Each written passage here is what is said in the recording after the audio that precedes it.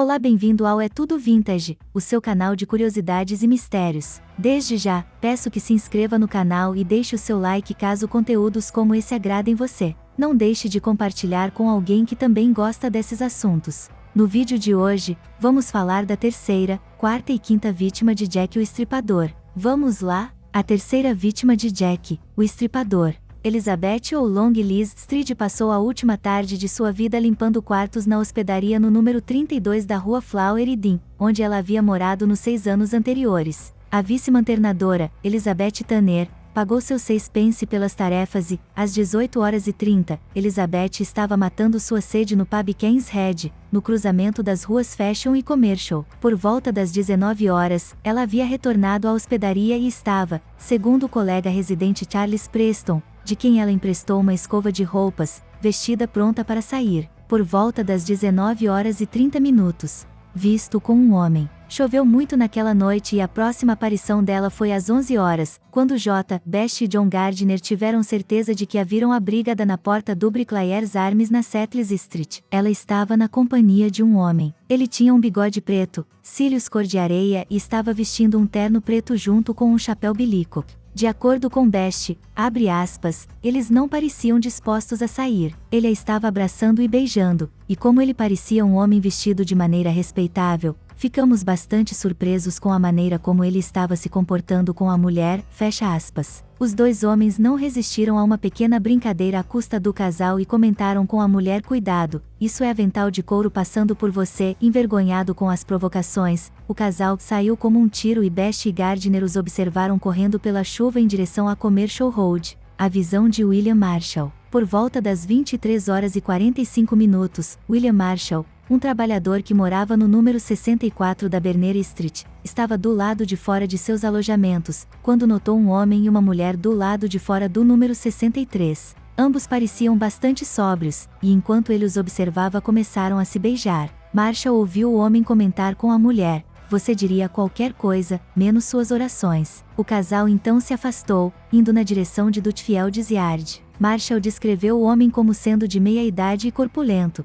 e tinha a aparência de um balconista. Ele tinha cerca de 1,70 de altura, barbeado e respeitavelmente vestido. Ele usava um casaco pequeno, preto e fraque, calças escuras e um boné redondo com um pequeno pico de marinheiro. PC William Smith vê a mulher. Às 12h30, o policial William Smith prosseguiu pela Berner Street em sua batida e notou um homem e uma mulher no lado oposto da estrada para Dutfield's Yard, onde o corpo de Elizabeth Street foi descoberto mais tarde. O homem tinha aproximadamente 28 anos, pele escura e um pequeno bigode escuro. Ele tinha cerca de 1,70 metros de altura, usava um sobretudo escuro, um chapéu duro de feltro e roupas de marca. A mulher, que Smith mais tarde identificou como Elizabeth Street, tinha uma flor presa em sua jaqueta.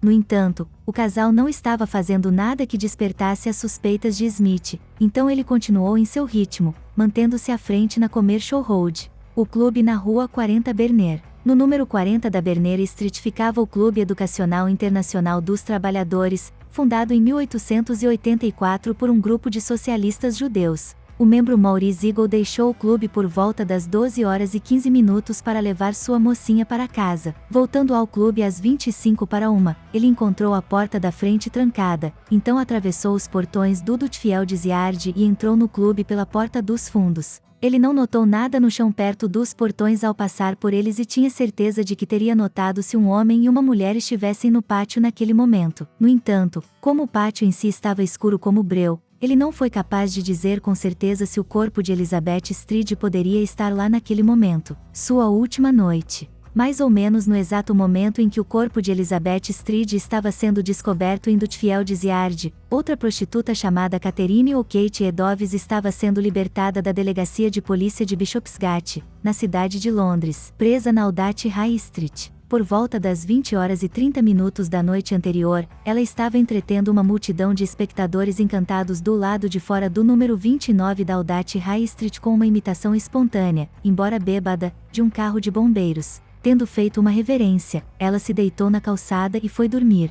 PC Robinson da Polícia Municipal chegou ao local e perguntou se algum dos espectadores sabia quem era ou onde morava. Nenhum deles sabia. Então Robinson a colocou de pé e a empurrou contra a parede. ela prontamente deslizou de volta para a calçada, sem dúvida para a diversão da multidão. Robinson convocou um colega, o PC George Simons, para ajudá-lo e juntos eles a levaram para a delegacia de Bishopsgate. Aqui, quando perguntada sobre seu nome, Kate respondeu, nada. Os policiais a colocaram em uma cela e a deixaram sóbria. Ela logo caiu em um sono comatoso. O PC George Wood, carcereiro da cidade, entrou em serviço às 22 horas e assumiu a responsabilidade pelos presos nas celas. Ele a verificou várias vezes nas últimas horas, e a encontrou ainda dormindo profundamente cada vez que o fez, cantando. Mas às 12 horas e 15 minutos ela acordou e Uta ouviu cantando baixinho. 15 minutos depois ela ligou para ele e perguntou quando ela poderia sair. Quando você puder cuidar de si mesmo, Uta respondeu.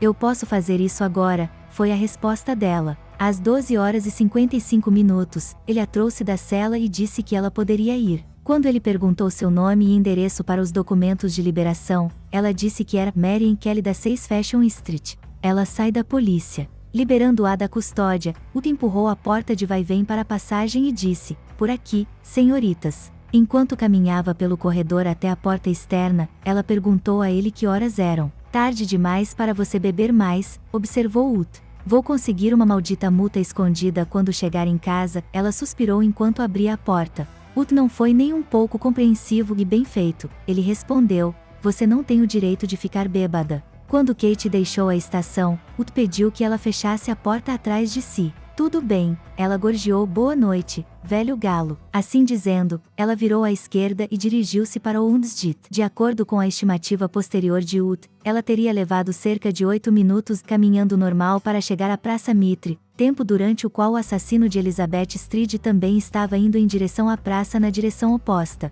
A última vítima de Jack, o estripador. Aos 25 anos, Mary Kelly era muito mais jovem do que as outras vítimas de Jack, o estripador. O Daily Telegraph a descreveu como sendo de pele clara, com cabelos claros e possuindo características bastante atraentes. Lembrando-se dela em suas memórias 50 anos depois, Walter Dell afirmou que a conhecia muito bem de vista e contou como muitas vezes a viu desfilando pela Commercial Street, entre Flower e Dean Street e Aldate, ou pela Whitechapel Road.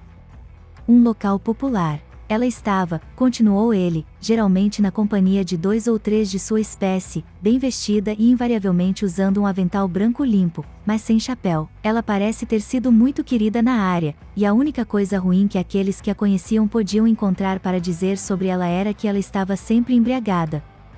No tribunal de Miller com Joseph Barnet. Nos 8 meses anteriores à sua morte, ela alugou um quarto em Miller's Court, na Dorset Street, em Spitalfields. Até 2 semanas antes de seu assassinato, ela morava lá com um carregador de peixe desempregado de Billingsgate chamado Joseph Barnet. Sua falta de renda significava que o aluguel do quarto estava atrasado e Mary recorrera à prostituição. Isso levou a discussões entre eles, e durante uma discussão particularmente acalorada, aparentemente quando Mary estava embriagada, uma vidraça da janela ao lado da porta havia se quebrado. A janela estava cheia de jornais e trapos, e estava coberta por um casaco velho. Então, no final de outubro, Mary convidou uma prostituta sem teto chamada Julia para ficar com eles. Isso provou ser demais para Joe Barnet, que decidiu que já era o suficiente e se mudou. Maria Harvey, que deu sua ocupação como lavadeira, disse à polícia que ficou com Kelly em seu quarto nas noites de segunda e terça-feira anteriores ao assassinato. Ela então alugou um quarto em New Court,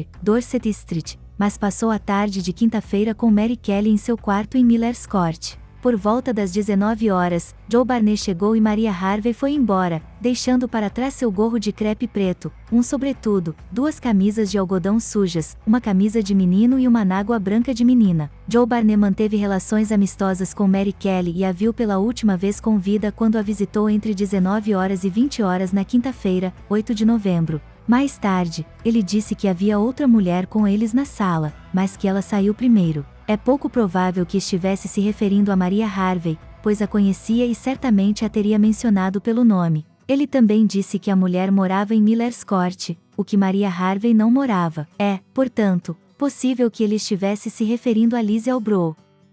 a última vez que Barney a viu. Em seu depoimento no inquérito, Barney afirmou que a última vez que a viu Mary Kelly, viva entre 7 horas e 30 minutos e 7 horas e 45 minutos da noite de quinta-feira antes de ela ser encontrada. Eu estava com ela há cerca de 1 hora, ele disse. Isso pode ser interpretado como ele chegou entre 7 horas e 30 minutos e 7 horas e 45 minutos ou saiu entre 8 horas e 30 minutos e 8 horas e 45 minutos. Dado que ele disse que foi a última vez que a viu viva, e que ele estava com ela por cerca de 1 hora, ele provavelmente quis dizer ser o último a vê-la. Enquanto ele estava com Mary Kelly, eles foram visitados por Lizzie Albrow. Talvez Lizzie e Mary tenham conversado um pouco antes de Lizzie sair? Claro que isso é mera suposição e determinar a sequência exata dos eventos é, obviamente, impossível. De acordo com Barney, ao sair, ele disse a Mary Kelly que não tinha trabalho e lamentava muito não poder dar dinheiro a ela. Barney voltou para sua hospedaria em Bishopsgate e tomou uísque até as 00:30, quando se retirou para a cama. E aí, gostou do vídeo de hoje? Espero que tenha aprendido um pouco mais sobre essa história tão peculiar e que ainda não acabou. Nos vemos no próximo vídeo da série. Até mais!